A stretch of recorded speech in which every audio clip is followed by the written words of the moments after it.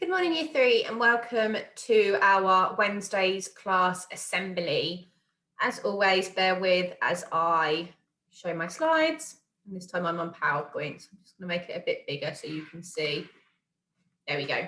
Okay, so today we are going to be looking at a poem that is called You. We're going to become a little bit more familiar with the poem. We're going to have a go at recognising how we are all unique, and we are also going to be looking at embracing a dream for the future. Okay. So as it says on here, You is an inspiring poem, and it is written by Christina Stevenson, and it is from the book, The Puffin Book of Big Dreams. So it's written and illustrated by the same person. So we're going to find out a little bit more about the author and illustrator. Christina Stevenson is a British author and illustrator who lives in Wiltshire. She is best known for the Sir Charlie Stinky Socks picture book series. She is also known for the Molly Maybe series as well. Christina doesn't just write the stories and poems, she also draws all of the illustrations too. As we read the poem together, I want you to try and think about the message that Christina is trying to give. There's a main message that goes through the whole of this poem. And I want you to try and consider what you think what you think Christina wants us to know and think about. And we're going to think if we agree or disagree with it as we go. Okay, so what does she want us to know? Do you agree with what she's saying? So, be the you want to be, not a you like he or she, for he and she should always be whoever it is they want to be. Dream and dreams you want to dream, no matter how different these dreams may seem. For that's what dreams are meant to see, different for you and he and she. Don't let anyone say you can't, you're silly, you'll never, you're daft, you shan't. If you have a dream, then you can be whatever sort of you want to be. I wonder if you can notice anything special. We've said that she does the illustrations and she's done one here. Can you notice anything special about the tree? Well done. So we know the poem is called You, and you can see here the tree. There's the Y, there's the O, there's the U. She's very cleverly done that and made the U from the illustrations, okay? I wonder, what do you think the main message of this poem is?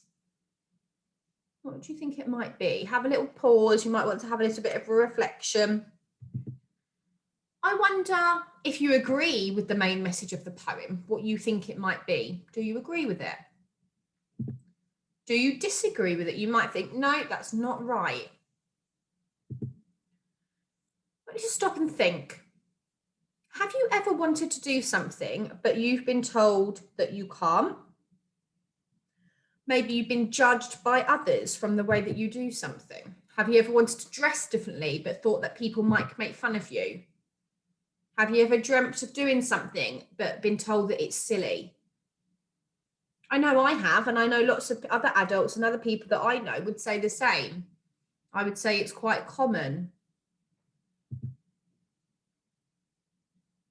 You are unique, and that's one of the key words that we're focusing on here. And this poem shares the message that you are unique. Have a pause there. What does the word unique mean? What does that mean? There are multiple answers and multiple synonyms of what it means. Okay. The word unique means one of a kind. You're a little bit different, and everyone is a little bit different. Everyone is quite unique in their own way. Everybody is unique, even identical twins. There is something special about everyone that makes them stand out. Okay. I want you to think about how you are unique. What's unique about you? Just So go back there. If you're thinking about how you are unique, it might be, we've done a lot of work in PSHE about this. It might be that we've got Keen and Sienna and they're twins and that makes them unique. We've got some people that are left-handed and that makes them unique. Some people do horse riding and that makes them unique. Some people have got different views. Every single person is different. Every single person is unique. So a unique dream, if you look carefully at the illustrations, you can see that each character has a dream for their future. We're going to have a little look together at 3 characters, and I want you to think about, what do you think their dream is?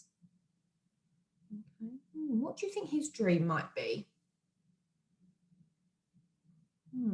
Might be something to do with space, and maybe going into space. He might dream to go into space. Okay. How do I get to the next character? There we go. What do you think her dream is? What's her dream? She's kind of dancing. Maybe her dream is to be a dancer. She's got a unique dream, and that's different to the first little boy we saw, wasn't it? Okay, this person, they've got a bit of a unique dream. I wonder what that could be. Have a little think. Okay, moving on to our next slide. So your unique dream. In the poem, Christina encourages you to have a dream for the future. That dream can be whatever you want it to be, and nobody can take that dream away from you. What might your dream be for the future? It can be whatever you want it to be, and it's up to you to make that dream happen. Nobody can take the dream away, and it's nobody's right to make you feel ashamed or embarrassed about your dream. Just take a moment to consider what your dream for the future might be. Okay. Now, as I said earlier, this story, this poem, comes from a big collection inside the Puffin Book of Big Dreams, and it's been created to celebrate Puffin's 80th birthday. Now, Puffin's is a sort of a brand of book. You see lots of Puffin books, and it's their 80th birthday, and lots of stories and poems in the book can help us understand our own experiences and express as well how we are feeling. So this poem comes from this book. Okay, that is all for today. Thank you so much for listening and reflecting on how you are unique and what your different dreams are. Have a lovely day. I will speak to you soon. Bye.